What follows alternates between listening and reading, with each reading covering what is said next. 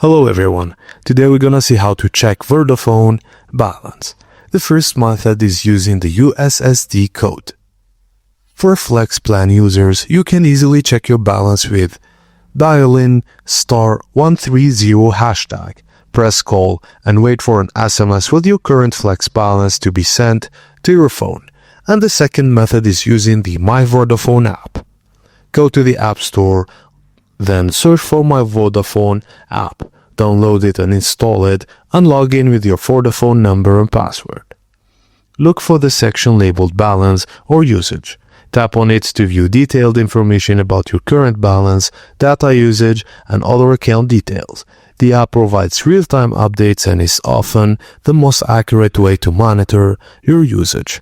And that's it, guys. Thank you for watching, and please don't forget to like and subscribe for more.